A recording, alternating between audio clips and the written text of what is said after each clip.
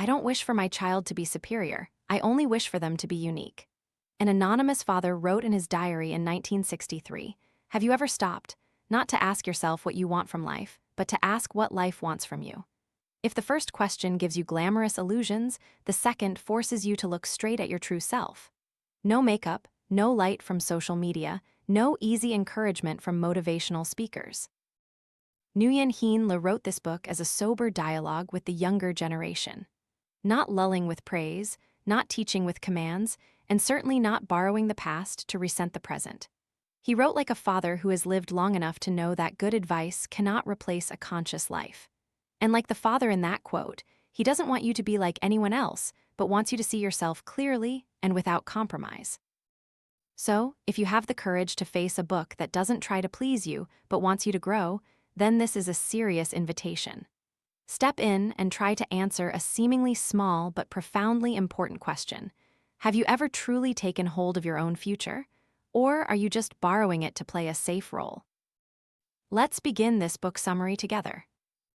I don't know who you are, but I guess you're nearing 25. The age when people are old enough to start asking themselves, what will my life be like? What will I live for? I guess you're just like me 26 years ago, sitting on an old bus winding through the mountains into Saigon. My heart carried the anticipation of someone about to embark on a journey whose map I couldn't even imagine. We passed through the coconut forests of Tam Quan, crossed Ka Pass. Looking down at the emerald blue sea, heaven and earth seemed new, mountains and rivers seemed to sing a spring love song. Yet, deep down, besides a bit of excitement, I had no plan for my life at all. I didn't know how I would organize my life. I only vaguely understood that since my parents had raised and educated me, I had to live a worthy life. But what did worthy mean? What should I do? I didn't know yet. I only knew I had to do something useful for the country.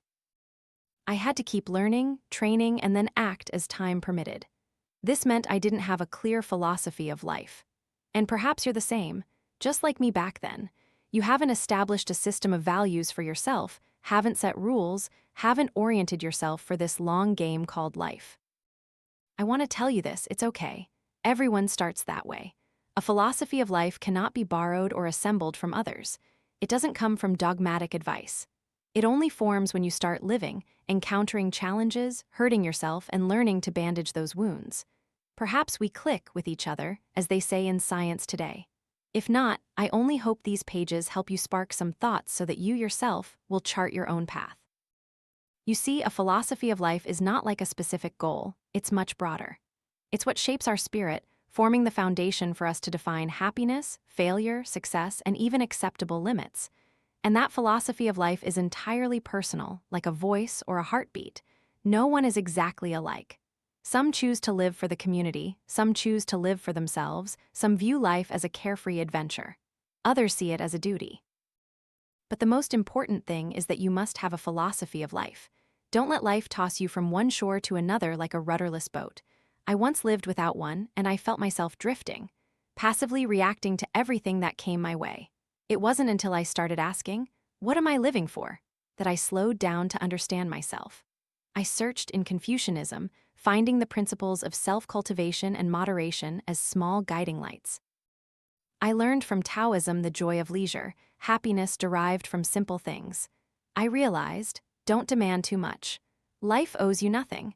You cannot change the whole world, but you can change your attitude towards the world. Then I encountered a quote by Arnold Bennett. The cause of unhappiness is that people live out of harmony with their own rules. It was like a slap that woke me up. I looked around and saw so many people unhappy, not because they were poor, but because they kept demanding things they couldn't reach. Like my friend, always miserable because society wasn't as fair as Sweden or a woman I knew who had money had. But because she craved stability so desperately during wartime that her fear turned into an illness. Suffering sometimes doesn't come from scarcity, but from not living true to yourself, living contrary to your nature, contrary to your deepest desires. It's like killing yourself every day. I'm not advising you to choose any particular philosophy of life. I'm just advising you to choose one, whatever it may be, as long as it's yours. Then, from that, redefine how you work, love, spend money, study, and treat others. Live as if you're designing a masterpiece, with yourself as both the artist and the creative material. And life is a series of coincidences. It will never follow the plan you outline. But if you have a framework of values, you won't lose your way amidst the chaos.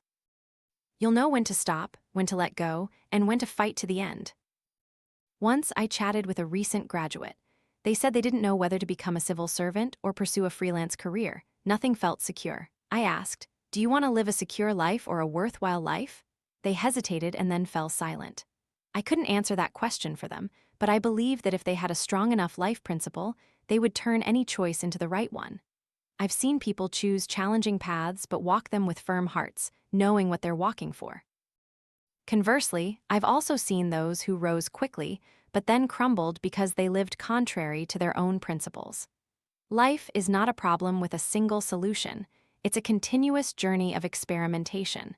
But if you have guiding principles, they will be your compass when darkness surrounds you. Someone once asked me, "How do you know which principles are right?" I don't have a universal answer, but I know that a right principle isn't something you memorize. It's something you've lived through, paid a price for, experienced happiness and failure because of. It's like a scar. Once you have it, it stays with you for life. There are very simple yet incredibly effective principles, like not lying, keeping your promises, putting your heart into even small tasks, not living for others' approval, but not betraying yourself for temporary comfort. You don't need many, just a few deep enough principles. Deep enough that you feel yourself dissolving if you break them. That's enough. When I was young, my family was poor. My parents didn't teach much, just told me not to steal. That stayed with me. Later, I understood stealing wasn't just taking objects. It was also taking others' time, others' trust, and my own honesty. That simple advice became the foundation for all the values I upheld later in life. Sometimes, it's in the most precarious moments that you discover your life principles, like when you're betrayed, when you stand between fame and integrity, when you have to choose between the easy path and the right path. You'll know clearly who you are, what you believe in, what you're willing to lose, and what you'll never trade away. I used to be unclear, lost, and lived to please others. But the more I lived, read, and wrote, the more I realized that each person only lives once. And clarity about life principles, even if it comes late, is still better than living a half-hearted life. There will be times when you feel your principles put you at a disadvantage. Others cheat and succeed, while you uphold ethics and remain unlucky. I used to think that, but time will tell. Some things cannot be won by cunning but must be won by perseverance. You cannot build a tall building if the foundation is sand. Remember this, a philosophy of life isn't an abstract theory. It must become a living habit. You must live it every day, even in small things. Like how you greet a vendor, how you clear the dinner table, how you react when criticized. A philosophy of life isn't found in books. It's found in every anonymous action you perform daily. I once thought I could be flexible, adapt to the times, and it's true, I learned to be flexible. But I also learned that without a solid core within, flexibility is just another word for drifting. Only when you have a stable axis can you pivot without falling. You don't need to live like me, nor like anyone else. You just need enough courage to live true to your nature and enough persistence not to change that just because the world wants you to. If you've listened this far, I believe you've begun to think about your own rules. Don't rush, let them come from real experience. Slow down, observe yourself, listen in silence. Life principles won't speak in words. They will come like a breath you don't realize. But once you have them, you won't be able to live without them anymore. Someone once told me, if confined in a cramped room with the door sealed, soundproofed walls, thin air, and dim light, could you live like that for 10 years without going mad? I smiled, because I know someone who did. He was the poet Marcel Proust. He suffered from severe asthma, was allergic to sounds, and even feared scents, so he had to live like an owl in the night, holed up in a dark room in the heart of Paris to write a monumental series of books that modern French literature will forever be grateful for. In Search of Lost Time, 4,000 pages, 15 years of creation, every line squeezed from gasping breaths, every chapter written in pain. But he lived. He truly lived in spirit. This is a rare example showing that illness isn't necessarily an obstacle, but sometimes a shadow cast so that the inner light can ignite. But I'm not telling this to praise working while sick. I'm telling it because I want you to understand that health, though not everything, is a prerequisite. Because we are not Marcel Proust. We don't want to close ourselves off and write our whole lives amid the smell of medicine and wheezing. We have life out there. We have things waiting for us to accomplish, and without health, everything is just dormant dreams. I once met an old woman, blind in both eyes, unable to speak, unable to hear, yet every morning she held her teacher's hand to write. That was Helen Keller. She didn't complain about her fate, didn't resent heaven. She wrote 11 books, lectured worldwide, and said something that stunned me forever. Life is beautiful. Try to imagine seeing life as beautiful even while living in darkness. Then what do we, with 2 bright eyes, 2 walking legs, 2 working hands, have to complain about? I also remember Christy Brown, a man with cerebral palsy, who taped a pen to his hand to write, "My left foot," or Charles Darwin, who wrote On the Origin of Species, over decades, refining it for another 12 years despite his persistent illness. They weren't given health by heaven, but they were given an iron will. And for us, ordinary people who dare not compare ourselves to them, the first thing we should do is take care of our bodies. I call that a duty, not just for ourselves but for those around us. Because, think about it, how can a constantly sick person be happy? And what does an unhappy person spread to their loved ones? Life isn't just about survival, it's about diffusion. When we are healthy, we work well, we love easily, we forgive quickly, and we can be creative. But maintaining health doesn't mean becoming a bodybuilder. I don't admire those bodies with bulging muscles, broad chests, massive shoulders, and tiny heads like quail eggs on a pile of meat. I don't like people who constantly boast about how many kilos they can lift or how many seconds they can run, but can't lift their souls off the ground. I believe exercise is for living, not living for exercise. Movement is for blood circulation, nervous system regulation, good appetite, and deep sleep. That's enough. Even good doctors admit that to live long and healthy, you don't need magic pills or harsh diets, you just need to maintain hygiene from the age of 20. Because when the body stops developing, it starts aging. This applies to both men and women. Don't believe the alluring advertisements that say 30 is the prime of youth. In reality, if you don't take care of yourself early, 30 is when both your muscles and mind start to decline. Therefore, I advise you to keep a health journal, not for display, but to understand yourself. In it, you record everything: height, weight, vaccinations, blood test results, urine tests. Don't think only doctors need to know those things. You are the one who needs them most, because no one understands your body better than you. I once cured a few of my own illnesses after 3 doctors gave vague diagnoses. It's not that I'm brilliant, but because I kept track. I remembered every small symptom, while they, however talented, only observed me for a few minutes. Imagine taking that journal to a good, honest doctor and asking him to review it. He would thank you, because it's a treasure trove of data that no single test can provide. He'll understand your body faster, more accurately, and thus treat you better. Don't go to one doctor today and another tomorrow. Choose someone you trust and stick with them long term. That's not just about treating illness, it's a vital relationship. But even that isn't enough. There's a silent killer often overlooked, one that kills without a knife: emotions. Dr. John Sarno, in his book, Healing Back Pain, The Mind-Body Connection, researched thousands of cases and found that over 50% of illnesses are due to psychological disorders. Some say that number is 76%. Sadness, worry, anger, frustration all reflect on the stomach, cardiovascular system, and blood pressure. And if you can't control your emotions, no amount of vitamins will help. Let me tell you Dr. Sarno's 7 pieces of advice that I find worth writing above your bed. Emotions are invisible but carry the greatest weight in human life. You can't weigh them, but they can press heavily on the heart, constrict the lungs, damage the liver, and deliver a fatal blow to the nervous system. I've seen many people live healthily, eat well, exercise regularly, then one day fall severely ill just from living in a continuous state of despair. Death doesn't come from a weakened body, but from a spirit slowly suffocated, little by little each day, like a wet wool sweater being squeezed in the dark.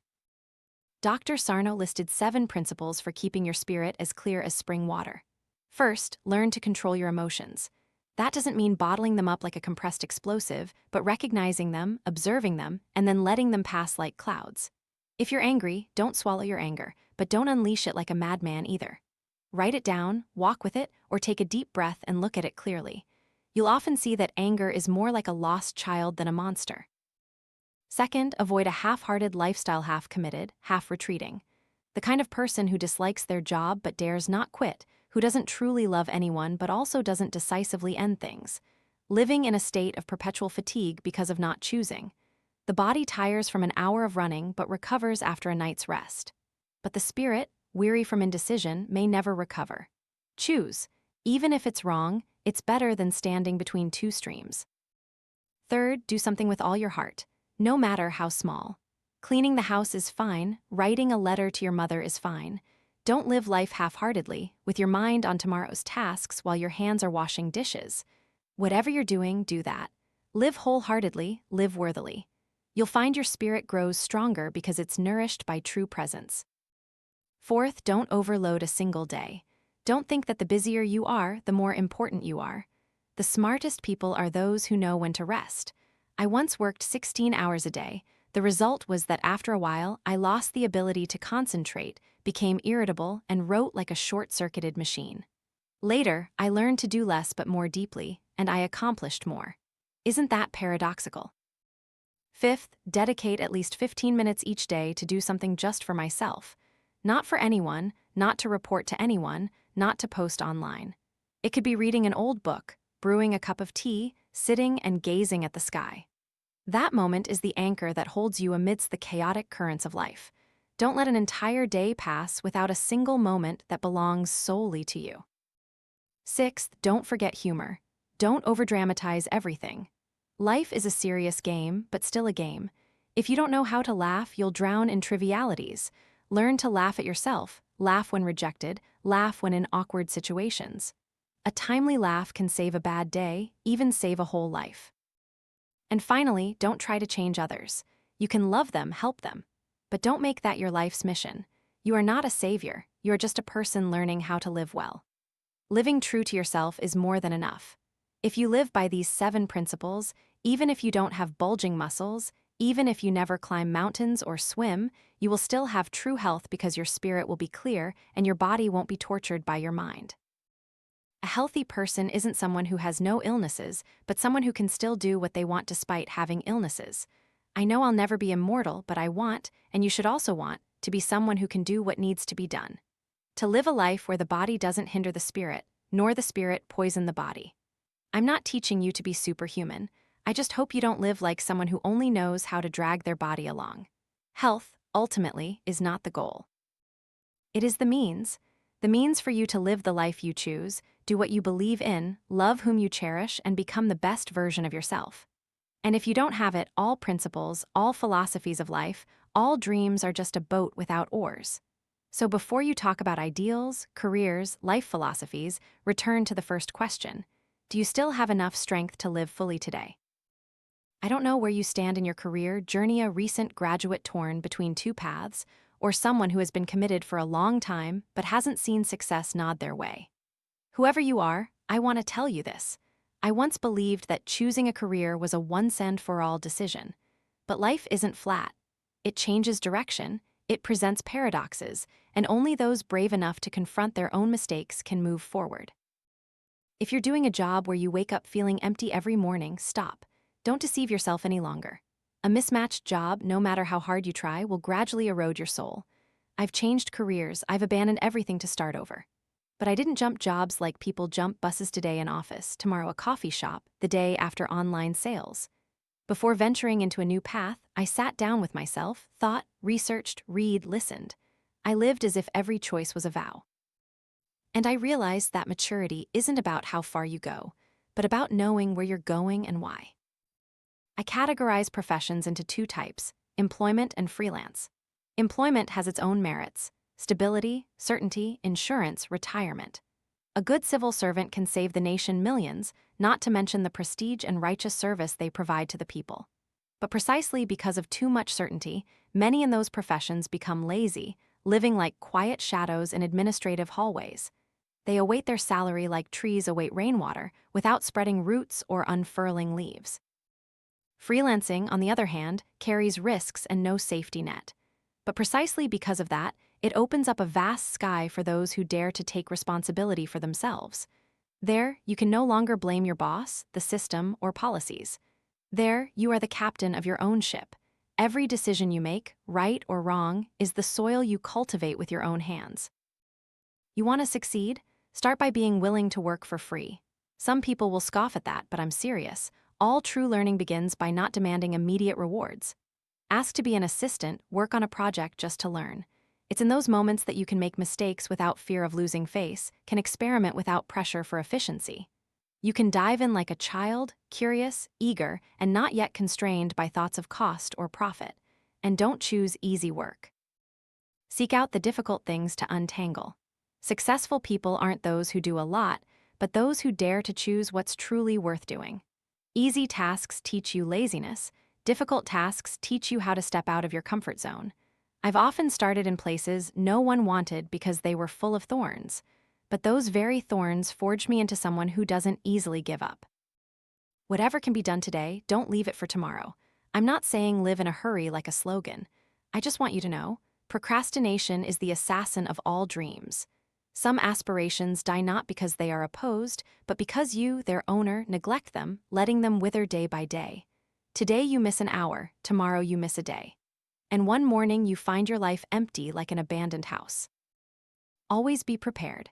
This sounds cliché, but I'm not saying you have to live like a special forces soldier. I just want you not to live like someone who only acts when the water reaches their feet. People who often label everything as urgent or critically urgent are usually those who don't plan ahead. They wait for a dry tree branch to break and fall on someone before ordering it chopped down. Those with foresight see the storm season approaching. They act early and calmly avoid disaster. I'm not extraordinary, but I've trained myself to think one step ahead. Not for self-preservation, but to avoid bothering others. In anything you do, without preparation, there's no achievement. Do you know what distinguishes an amateur from a professional? It's not knowledge, not degrees, but attitude towards work. Even for the smallest task, the amateur works to finish.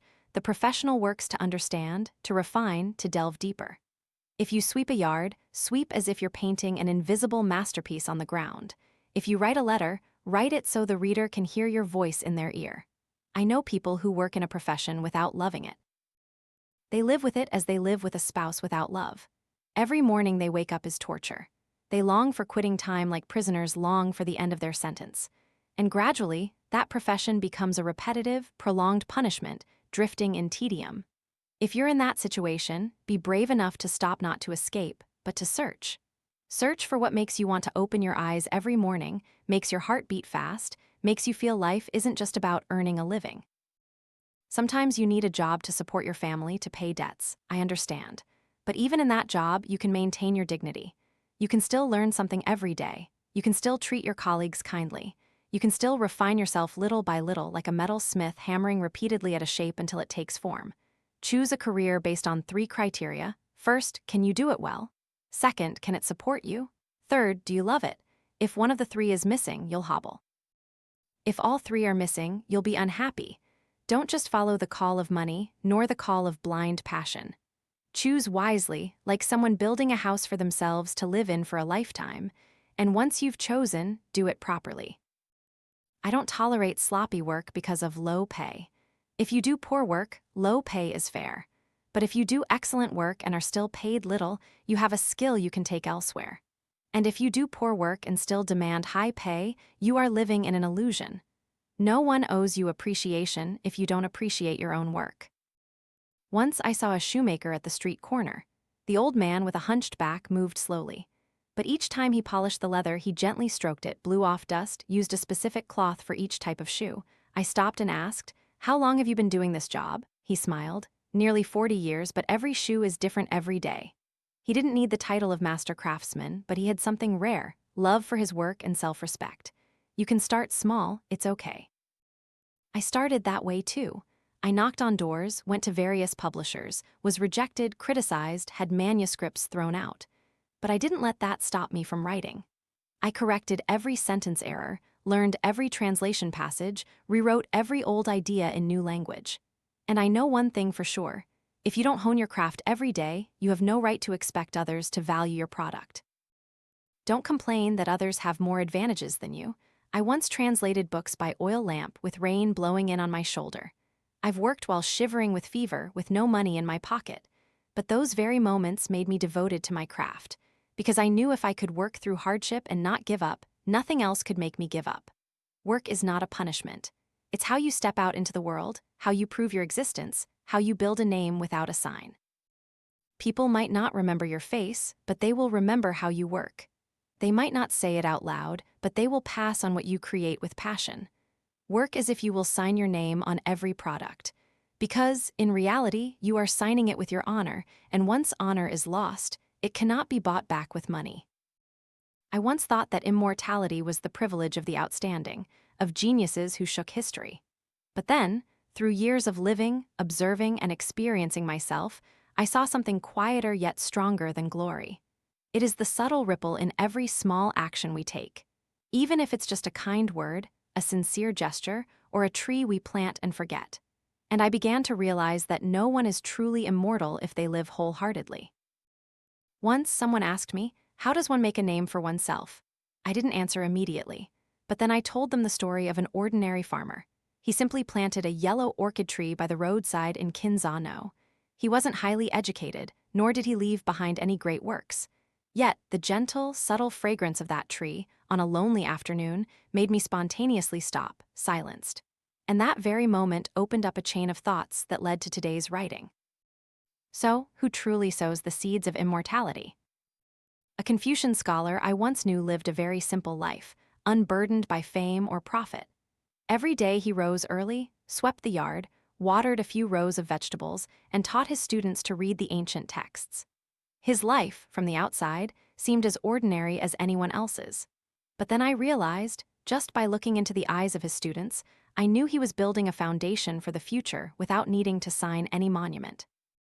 On another occasion, I came across Hu Shi's speech on the immortal society. He said, "Every action, whether intentional or unintentional, is a small wave in the ocean of time. These waves seem to vanish, but in reality, they subtly spread and transform, touching countless lives later on."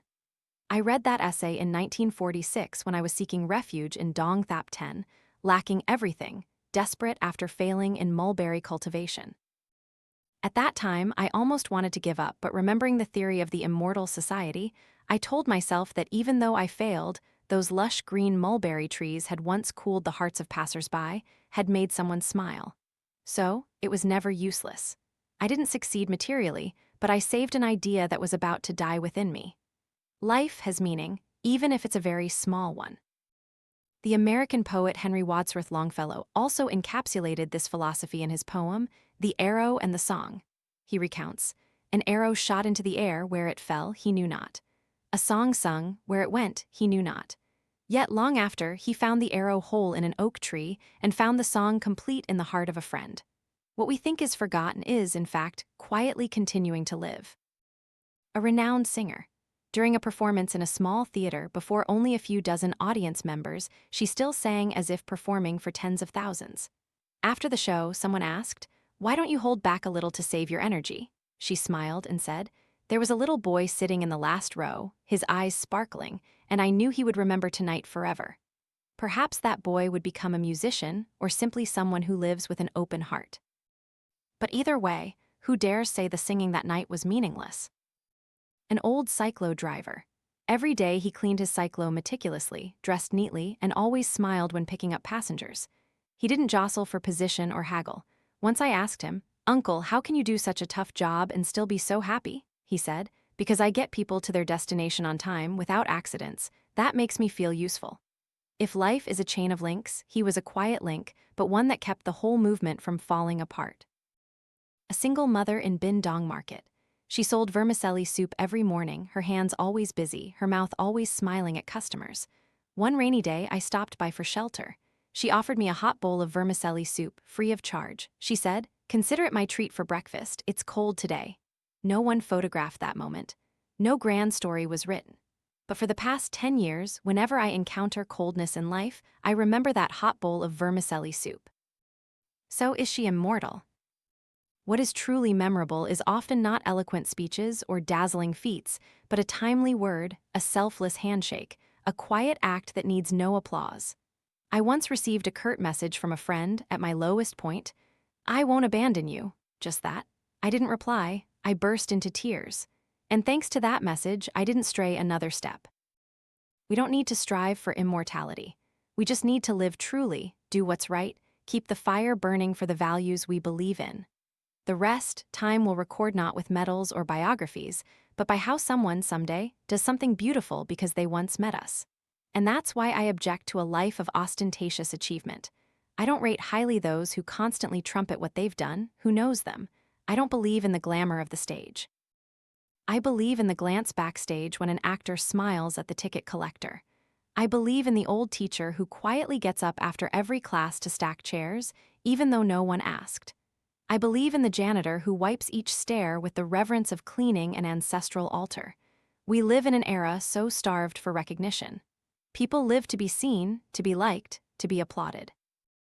But I believe what truly makes us live deeply are the things no one knows about, because it's in that solitude that character shines brightest. And it's in those forgotten moments that immortality begins to form. A small stone in a stream makes no resounding noise, but it changes the flow. A timely word is not an eloquent speech, but it can change a whole life. And a kind act, even if no one witnesses it, can touch someone's heart deeply enough for them to live differently. Writing books is to be remembered, but the more I write, the more I find myself writing to understand myself, to understand life, and to understand that if a passage of mine helps someone feel a little less lost, that's enough. I don't need my name carved on a hardcover. I need my words to be imprinted on the reader's consciousness, even if just one line, and to remain there like a small pebble, a faint fragrance, a whisper in the dark. So my friend, don't think you are insignificant. Don't think you need a position, wealth, or fame to be considered to have lived a valuable life. You just need to wake up early every morning, live kindly with those around you, and maintain faith in beauty. Then you have lived an immortal life. Anyone can leave behind something that doesn't vanish. And who knows, perhaps you, reading these lines, will someday, through an unexpected action, be the spark that warms another parched soul. That is not something grand, that is immortality. I used to think that resting was to avoid overworking. But then one day, lying on a wooden chair on the porch, listening to the wind rustle through the betel nut trees, I suddenly understood that resting is also a form of work. Not the kind of work heavily focused on efficiency, as Americans worship, but a form of regenerating inspiration, joy, inner strength. It's an exhalation, the empty space in a room that makes the space livable, the quiet breath amidst an overly crowded life. People throw themselves into work, not daring to stop, partly out of fear of hunger, partly out of fear of the emptiness of doing nothing. But they forget that if you don't know how to rest, you don't know how to work either. Rest is a verb, like holding a song, like carving stone, like writing a long chapter. It requires technique and courage. The Chinese have a spirit of enjoying leisure. They write poetry about leisure. They immerse themselves in rhythmic, leisurely chants. They don't need to preach about justice or righteousness in those chants. They just need to talk about a glass of wine, the moon's reflection, the sound of a zither, and that's enough to create a philosophy. I'm not saying we should abandon all worldly affairs to just breathe. But amidst the frenzy, have you ever tried an experiment? One Sunday afternoon, with the whole family out, you lock the door, turn off the lights, lie still, and smoke a cigarette. Listen to the silence pressing down on the roof. Do you feel your heart soften? And precisely at that moment of stillness, when you open the door, your child runs in, shouting, "Daddy, I'm home." What can compare to that moment? That is leisure. A kind of joy that requires no money, no reason, no proof to anyone. It is quietly more magnificent than 1,000 triumphant shouts. I once read Li Bai's poem, Alone on Jingting Mountain, and saw myself in it. All the birds have flown away, a lonely cloud drifts idly by. That idleness isn't from circumstances, but from within the human heart. It spontaneously drifts away. You can't find it in Dalat, nor do you need to wait for a villa to live leisurely. You just need a moment to stop, a moment to look up at the sky, an evening meal with laughter with your wife and children, a gentle stroke of a child's hair. Even when you stop writing, look out the window for 2 minutes. If you know how to be at leisure, then you are at leisure. The ancients said so, and I believe it's true. I used to think that rest meant stopping work, but the truth is, except for sleep, humans rarely truly rest. A carpenter stops to smoke, but his mind still worries about where the plank is rough. Is the plane blade dull yet? A writer like me puts down the pen and walks in the garden but silently continues writing in their head. Sleep is truly rest. A 15-minute nap can also lighten us up. If you can't sleep, just lying still without thinking is already valuable. And remember, don't wait until you're tired to rest. You should rest when you start to feel weary. That way, productivity will be even higher. I've met people who consider rest a sin. They're afraid of being judged as lazy, so they push themselves to exhaustion. But doing so only brings illness upon them. The busiest people, politicians, entrepreneurs are often those who rest most regularly. They place a long chair next to their desk to lie down for 5 minutes occasionally because they know that resting isn't refusing to work, but preparing to work better. Another thing I've realized after many years is that if you don't have time to spend money, you'll never truly earn money either. If you work, you must rest. If you earn, you must spend. But how to spend correctly, worthily, like a human being, not a slave to money, that is the art of living. A noble person who is rich exercises their virtue. A petty person who is rich acts according to their own whims. Wealth is not bad, but it is the greatest test of a person's moral courage. Just as fish breed in deep abysses and beasts gather on high mountains, people only develop humanity and righteousness when they truly have sufficient material conditions. But that doesn't mean constantly striving for endless wealth. Having moderation and integrity is the most enduring kind of wealth. A writer friend of mine once quoted Renan, a French writer who wrote, "Those who claim to be doing are enriching for us, we owe them much without knowing it." It sounds sarcastic but is profound. Getting rich isn't bad as long as you don't let money control your character. Everyone must ask themselves, what do I earn money for? To show off, to satisfy my ego, or to live according to the values I believe are beautiful? I've met people who live very simply but have rich souls. I've also met wealthy people who dare not spend a penny for fear of scarcity. A life spent only accumulating without enjoying is no different from eating stale rice all month without daring to taste a single dessert. The flaw of many people is not knowing when to use money. And because of that, their whole life they feel money weighing heavily on their chest like a hidden stone. Unable to breathe. I learned this from Stefan Zweig, a German writer. He said that whoever doesn't know how to spend money also doesn't know how to live. I think he's right, because money is a tool for living, not the purpose. If you know how to spend money correctly on a glass of wine with friends, a beautiful book, a cozy meal, then you are using money to nourish your soul. But if you only know how to hoard it, fearful, cautious, then you have turned yourself into a servant to the very money you earned. Once I visited an old friend's house. He was wealthy, so wealthy that 3 generations couldn't spend it all. A large villa, beautiful cars, imported wine, precious paintings. But I only remember one detail. The living room was cluttered with statues, cups, teapots, paintings, each item worth millions. But he sat there silently, no light in his eyes, no laughter. I asked, "Why don't you play some music?"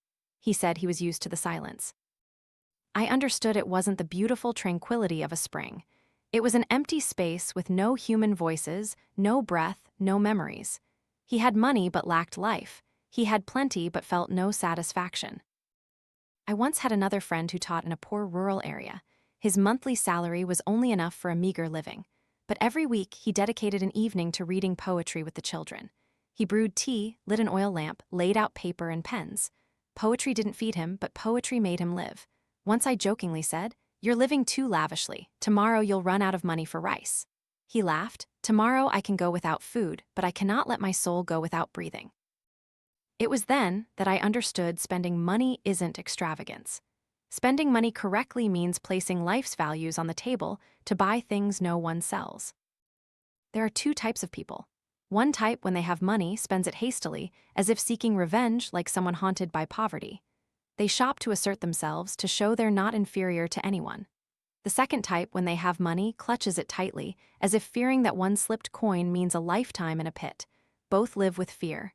Fear of loss, fear of lack, fear of not being recognized. And both forget that money is merely a means. The value of money lies in helping you live correctly, not just live abundantly. Generous people are often those who have experienced scarcity, because that very lack taught them to value. They give not because they have excess, but because they understand the feeling of need. They spend money on meaningful things because they once lived meaningless days. Those who have never experienced lack often live with a calculating mindset. They fear being exploited, fear being disadvantaged, so the richer they get, the more they withdraw, like a hedgehog. I don't advocate spending money to show off. I've made that mistake. I once bought things I didn't need just because I wanted someone to look and be impressed. But in the end, people only respect you if you live a respectable life, not because of what you wear. The most frightening poverty isn't an empty wallet but an empty soul. And the most valuable wealth isn't a bank account but vision. It's how you treat life.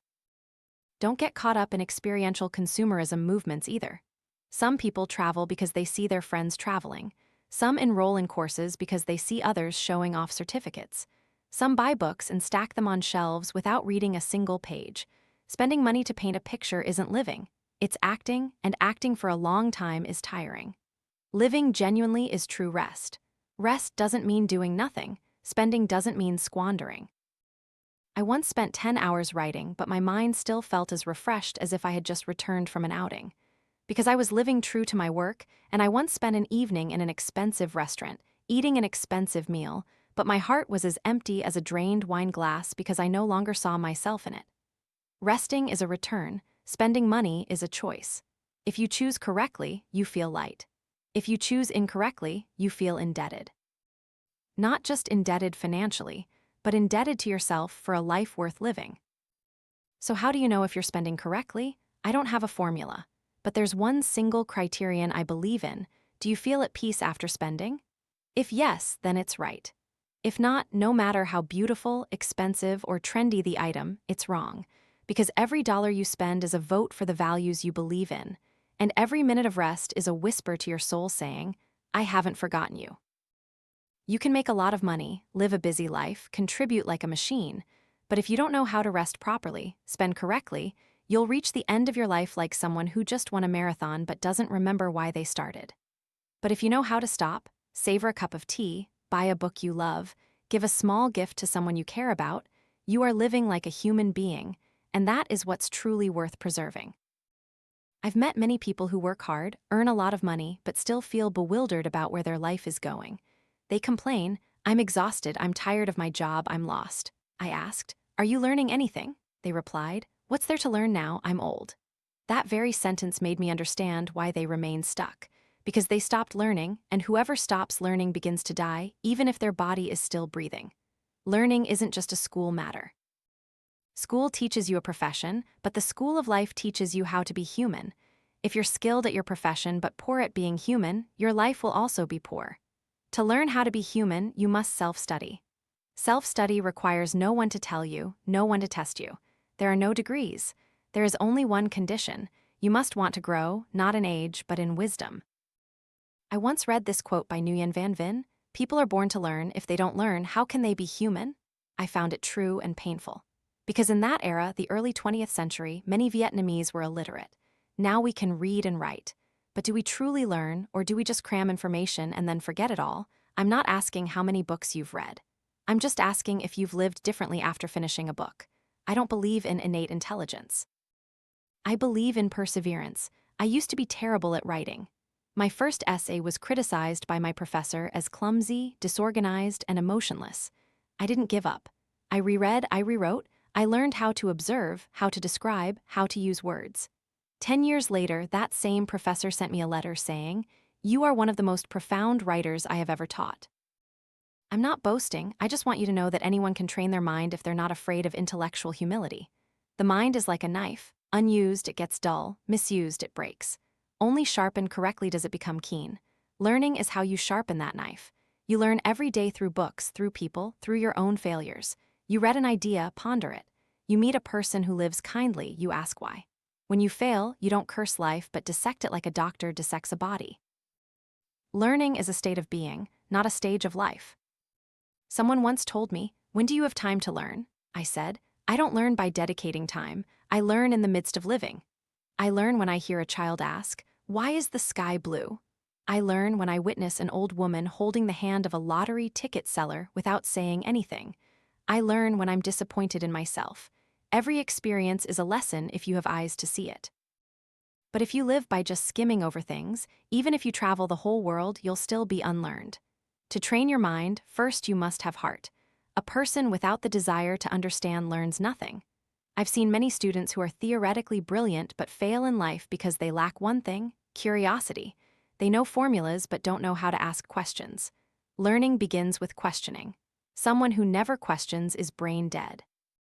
Train your mind like a martial artist trains. Don't just learn what you like. Learn what you fear, what you avoid. You don't like math? Learn it to overcome your limits. You fear public speaking? Learn it to open the door to communication. Each time you overcome a weakness, you open a new branch of life in your mind, and each of those branches will connect to form a map of wisdom that takes you further than any degree ever could. Read books, but don't read like a scanner. Read to see yourself in them. Read to converse with the ancients. Read to understand the moderns. A good page is a mirror. You look into it and see your own face. I once read about the scholar La Sun Fu Tu Nguyen Hien Thuet and felt my heart tremble. He said, "Without learning, one does not know how to live, how to die, how to be human." Perhaps he wasn't speaking directly to me, but I felt it because I learned with my heart. I also used to learn incorrectly. Learning to prove myself, learning to be superior to others, learning to be called an intellectual. But after many years, I found myself tired because learning that way was like filling my head with bricks and stones without knowing what to build. I read 100 books but didn't dare to change my way of life. I understood 100 theories but didn't dare to leave my comfort zone. I asked myself, what's the point of learning? True learning is learning to live, learning to understand yourself, to see others not as enemies, to get through a difficult day without breaking. If you learn and live lighter, more open-hearted, less angry, then you are learning correctly. But if you learn and feel arrogant, disdainful of others, wanting to talk more than listen, then you have only learned words, not humanity. People often talk about intelligence, but I find that intelligence without heart is just a sharp knife in a child's hand. You can use it to save or to harm. The heart holds the key. The heart guides intelligence to the right path. Without heart, intelligent people easily become cunning. Without love, knowledge becomes a tool for domination, not liberation. That's why I say that training the mind must go hand in hand with cultivating the heart. Cultivating isn't going to the mountains to be vegetarian and chant scriptures. Cultivating is correcting. Correcting the bad within yourself, correcting hot temper, greed, narrow-mindedness. Every day, look back. Did I do anything today that hurt someone else? Have I said anything to uplift someone? Is there anything decaying within me that I refuse to see? Cultivating the heart is a never-ending task, like washing your face. No one washes once and is clean for life. You have to wash every day, correct every day. I used to be hot-tempered, stubborn, and arrogant from a few compliments. I used to judge others without ever having lived a day in their circumstances. But thanks to reading, thinking, and daring to look directly into my own darkness, I gradually softened. Not gentler, but understanding. The more I learned, the more I realized my ignorance, the more I cultivated, the more I realized I wasn't kind enough. I saw farmers working the fields without complaining, mothers selling sticky rice to raise their children without needing gratitude, tire repairmen fixing tires for customers in the rain without haggling. I saw how much I still lacked, and that very deficiency kept me from ceasing to learn. Someone said, "Why do you learn? Life isn't fair." I don't blame them. But I know that if I don't learn, I won't know how to overcome, how to forgive, how to love myself. Learning is how I save myself from becoming the person I once hated. And cultivating the heart is how I maintain peace when life doesn't go as planned. You might not go to university, that's okay, but never stop learning. You might not go to temples, not chant scriptures, that's okay too. But never stop examining your own heart. As long as you want to live well, you are learning. As long as you know how to admit your mistakes, you are cultivating. And every time you do something right, even if no one sees it, you are growing a little more. Learning isn't for the smart. Cultivation isn't for the well-behaved. Learning is for those who have made mistakes. Cultivation is for those who have hurt others. And I, like you, am a person full of scars. So I learn, so I cultivate not to become a saint, but to live peacefully with myself. I used to think marriage was a reward for people who loved each other long enough. That love alone was enough, that emotions alone were enough. That two people looking at each other and smiling under the moonlight would live together until their hair turned gray and teeth fell out. I was wrong, and I believe many people were wrong like me. Marriage is not the end of a love story, but the opening chapter of a journey of living together, where love is no longer an intoxicating ferment but rice, water, rent money, a child crying in the middle of the night, a tired glance after an overly long day, who will wash the dishes today. And only by going through these very small and very real things do we know if we should be a husband or a wife. Someone asked me, "What do you think is the most important factor in marriage?" I said, "The ability to help each other live better. Not richer, not more comfortable, not more compatible, but better. A husband who makes his wife feel stronger. A wife who makes her husband feel more valuable. No one is perfect, but both can improve themselves together, grow together. There are men who are very successful in society but complete failures at home. They don't understand that no matter how brilliant a career, if the marriage is broken, they will ultimately be lonely. Then there are men who are not wealthy but always have a wife waiting at the door, a warm meal, and the laughter of children at home.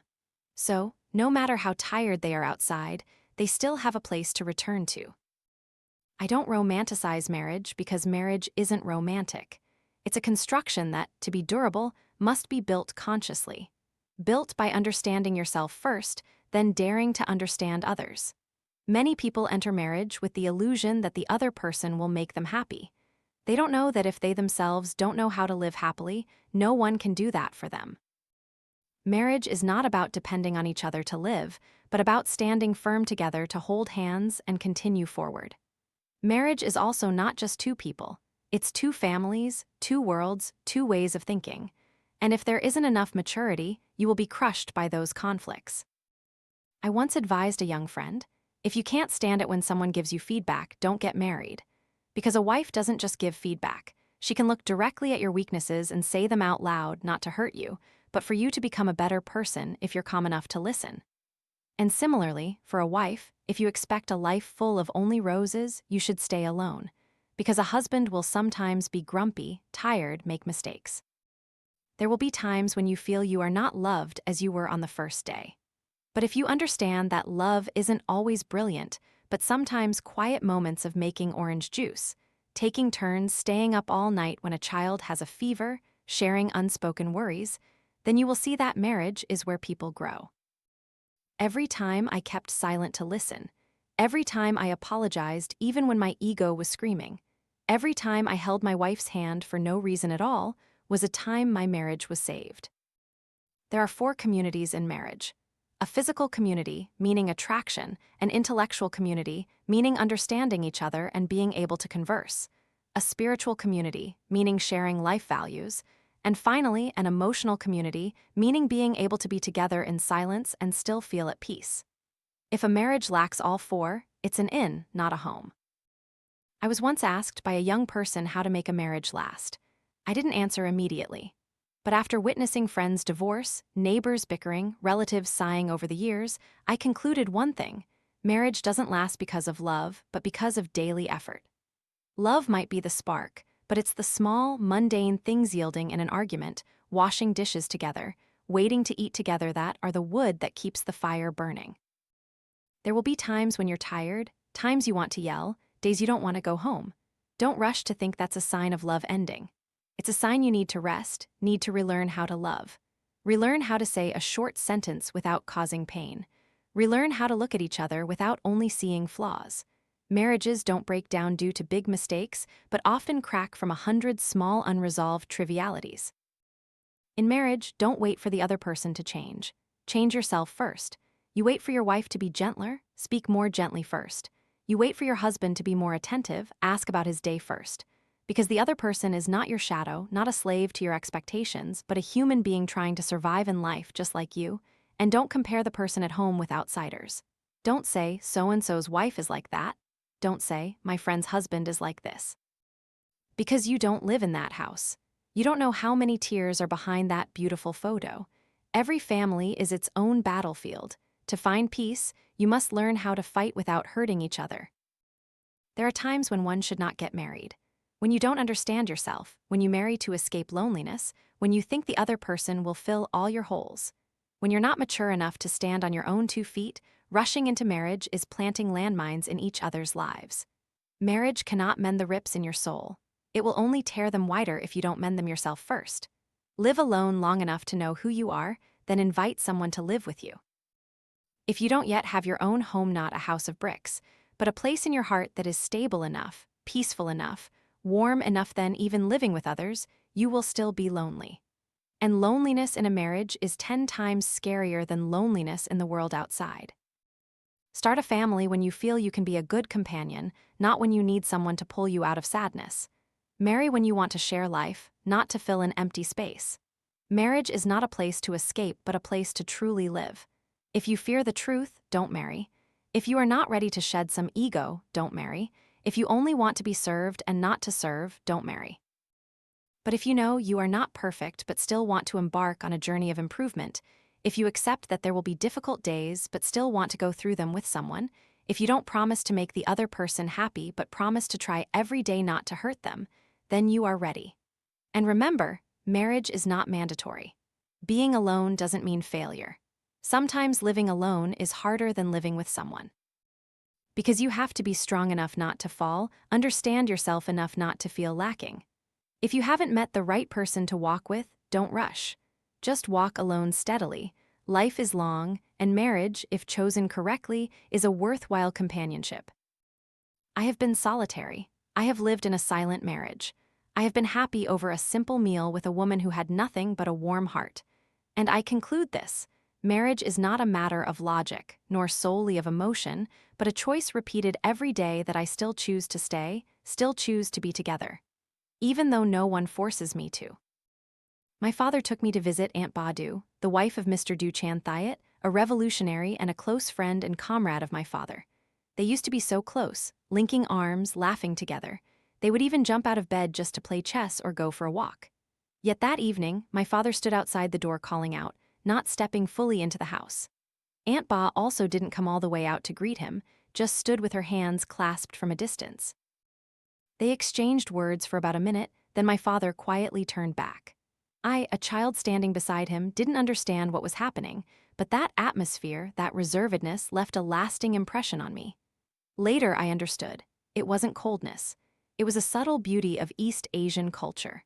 A culture that knows how to maintain boundaries, how to be reserved, how to restrain oneself to protect the honor of the absent spouse and oneself. No matter how deep the affection, how close the friendship, when a spouse is not home, one does not overstep boundaries. This reservedness, I believe, is the most refined and profound rule for preserving happiness in marriage. A friend of mine deeply loved his wife, wholeheartedly devoted to her, but he had a habit of praising her in front of friends, sometimes even excessively. One day, his closest friend, the one he trusted most, stole his wife. Another story, a female friend of mine was left by her husband. The husband said he couldn't stand the way she laughed and interacted intimately with everyone, treating them all the same. These incidents didn't happen because the individuals involved betrayed first, but because an invisible gap was opened by their own complacency.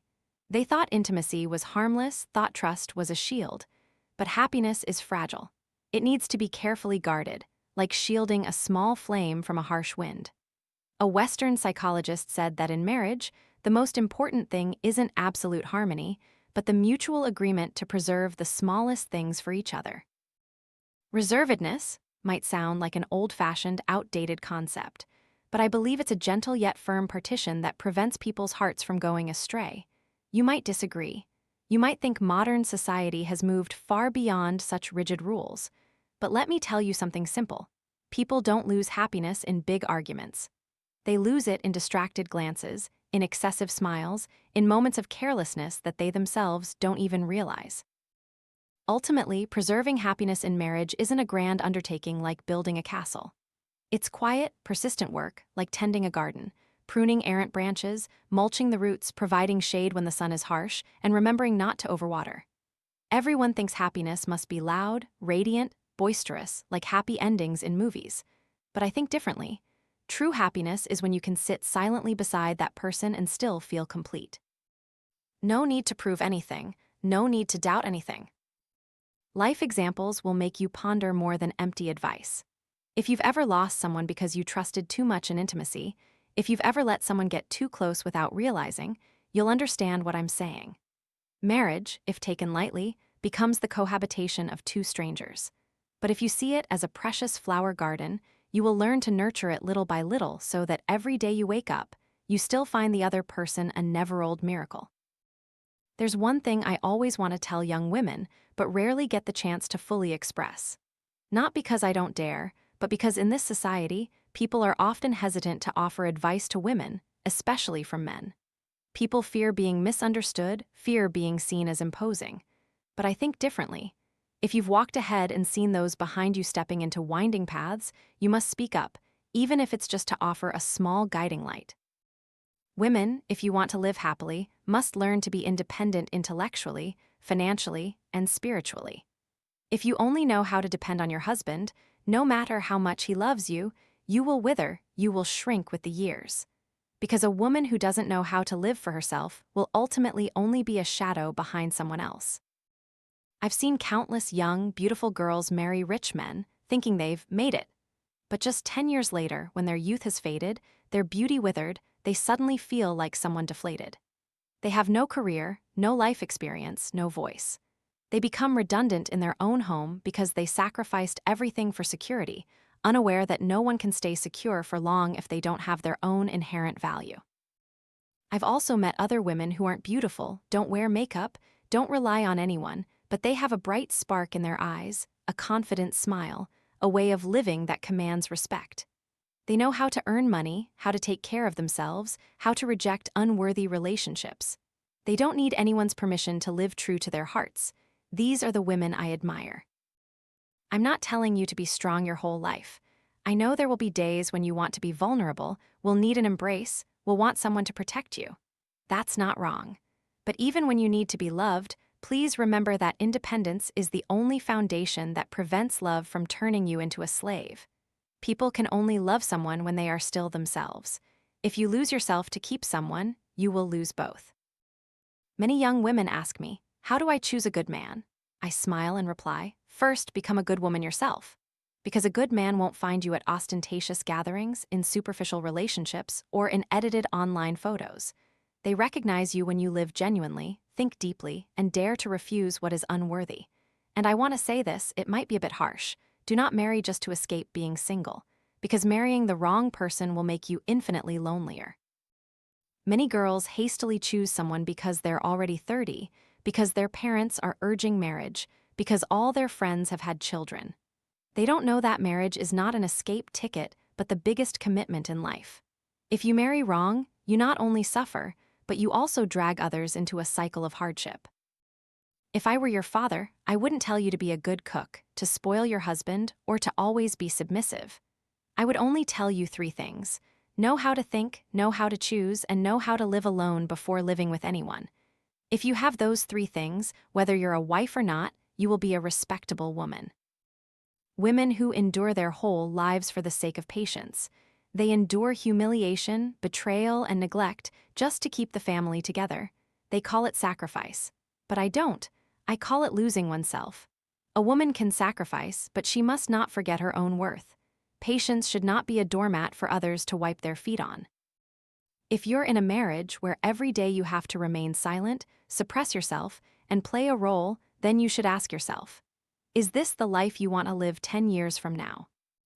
I don't advocate divorce, but I believe that living correctly is more important than living long. Living correctly means daring to stop when you know you're going the wrong way, daring to turn back when you know you're lost. Some retreats are the beginning of strength, and don't be afraid to be alone. I know this society still views single women with pity, but being single isn't loneliness. It's the choice to wait for the right person instead of clinging to the wrong one. You can be lonely in an expensive marriage, in a luxurious house, and you can be at peace in your own small room with a book and a potted plant you grew yourself. If you are young, use that youth to learn, to experience, to find out who you are. Don't just learn how to do makeup, learn how to think. Don't just learn how to be beautiful, learn how to speak so others want to listen. Don't just learn how to please others, learn how to listen to yourself. Because in the end, the person who stays with you your whole life isn't your husband, isn't your child, but yourself. I hope you love, but not blindly. I hope you are gentle, but not weak. I hope you hold someone's hand, but if they let go, you still stand firm. Head held high and continue on. You don't have to be strong like a man, but you need to be strong in your own way. Soft but unbroken, giving without losing yourself. Work, earn your own money, not because you are ambitious, but because you need the right to make your own decisions. A woman with money, a career, and reason will never have to bow her head for a livelihood. And when you are not dependent, you can love freely, without calculation, without bargaining, without exchange. That kind of love is truly beautiful. You deserve a full life, not just the role of a wife, of a mother, but as yourself. An independent woman who thinks deeply, lives authentically, and loves correctly. If you can live like that, you won't need anyone to save you, because you will already be the best protector of your own life. My old friend, a former teacher now with white hair, called me after reading the first 10 chapters of the manuscript. He spoke softly, but it was like a loving scolding. You write so much for the young, but you forgot one thing: everyone will grow old. I was silent, not because I had no words, but because I saw in that sentence a truth that even I, who had almost lived a full life, sometimes ignored. Old age is not a disaster but a destination. But it needs to be carefully prepared for, like someone preparing to climb a mountain at the end of their life. People still imagine old age as something that happens suddenly, like a ticket issued in the middle of life's journey. But no, it's the precise consequence of what you did, thought, and chose when you were young. Your body doesn't weaken at 60, but right when you're 30 you neglect sleep, refuse to exercise, fill yourself with lazy indulgences you mistake for freedom. Your spirit doesn't collapse in a day, but decays through every morning unread, every meaningless argument, every year you think, oh well. People prepare for old age with money, but they don't prepare a soul that can live alone without withering. They buy insurance, but can't insure against lonely nights with no one by their side, against silent days drifting by with no one calling their name. People say old age is retirement, is rest, but no one tells you that resting incorrectly means resting from all meaning of existence. I once met an old man who used to be a great theater director, retired. He drank wine every afternoon, sat staring at the ceiling, muttering old lines. I thought he was reaching his end, but no, just a few weeks later, when a friend invited him to consult on a new play, he transformed as if resurrected. His hair was still white, his back still hunched, but his voice rang out as if he were 30 again. He came alive, not thanks to medicine or doctors, but thanks to being needed. I realized old age doesn't fear illness, only fears no longer being useful. Elderly people don't need pity. They need recognition, need to be seen that even if their steps are slower, they still have value. If society treats the elderly like old possessions, don't ask why they fall into depression early. If children and grandchildren only see grandparents as housekeepers, don't blame the elderly when they withdraw like shadows, waiting for the day to fade. To avoid that fate, you must prepare early, not with a bank account, but with a sustainable plan for mental activity. Start with something simple. Every day, dedicate some time to your intellect. Read, write, learn something new. Then, choose a light yet meaningful activity to maintain after retirement. Teaching, writing memoirs, planting trees, writing poetry, cooking, painting. Anything that gives you a reason to wake up early, to look forward to something. And cherish good relationships. You don't need many friends in old age, just true ones. A friend who knows how to listen, how to be silent with you, is worth more than 100 polite inquiries. And if you've hurt someone, learn to apologize. Old age has no time for unresolved resentments. Forgiveness isn't for others to feel lighter, but for yourself not to carry the burden of hatred into your final years. People often think old age needs tranquility, but in reality, what the elderly need isn't absolute silence, but just enough movement to feel they are still alive. Nothing kills the spirit faster than the feeling of, I'm no longer useful. And nothing restores an old heart like an invitation for advice, a small task within one's abilities, a question asking for their opinion. When people age, what they fear most isn't death, but living long and meaninglessly, living with the pity of their children and grandchildren, living long, drawn-out days with no one caring. Living where every morning they open their eyes just to count how many days they still exist. If you've never thought about that prospect, then perhaps you are still young. But if you have ever been silently stunned by the vague gaze of aging parents, you will understand. Old age is a problem that cannot be solved with money, but must be solved with humane preparation. Physical health is not for climbing mountains or running marathons, but for not becoming a burden. To be respected is not to be admired, but not to be considered invisible. To do something useful is not to prove anything, but to feel that one can still make a difference. To be able to change just enough so that each day is not like yesterday and we don't fear tomorrow. These 4 needs seem simple, but to achieve them, you must live a life of sufficient awareness. Aware enough not to slide into fleeting pleasures that leave you hollow. Aware enough not to cling to fame and forget your spiritual roots. And aware enough to see that the greatest enemy of old age is a rigid mind, not gray hair or a bent back. I think a lot about what is called preparation for old age, and I see it's not a model retirement plan. It's how you mend the holes in your soul early on, so that when life's final winters arrive, you don't tremble, don't feel desolate. You sit on the porch, listening to the wind, and feel no regrets because you have lived without haste, without leaving things unfinished, and old age then is no longer an end, but a deep, serene, complete chapter. If you have listened this far, it means you have been truly patient, not just with the content but with yourself. Because understanding a book like this requires not only focus, but also a deep inner life. I appreciate that. I believe that when a young person chooses to listen to ideas like these instead of drifting with the noisy clamor outside, that society still has hope. And if the things conveyed in this book, even just one idea, one passage, make you stop, think differently, or begin a small change, then this summary effort has not been meaningless. Knowledge should not be predigested. It needs to be pondered, critiqued, and then transformed into personal experience. So instead of asking me if the book is good now, I hope you will ask yourself, how have I seen life differently after listening? I sincerely hope you take a few minutes to leave a rating, a comment, not for praise, but so we can better understand how a work is perceived through different lenses. Sometimes the thoughts you share can help me or others revisit things we ourselves might have missed. And if you have another book in hand, whether it's one that has long troubled you because you haven't fully understood it, or one that makes you want to shout, everyone must read this. Then don't hesitate, suggest it to me. Let these dialogues not stop here, because a book, in itself, cannot live unless there are readers willing to continue to the next page, to the next book, to the next idea.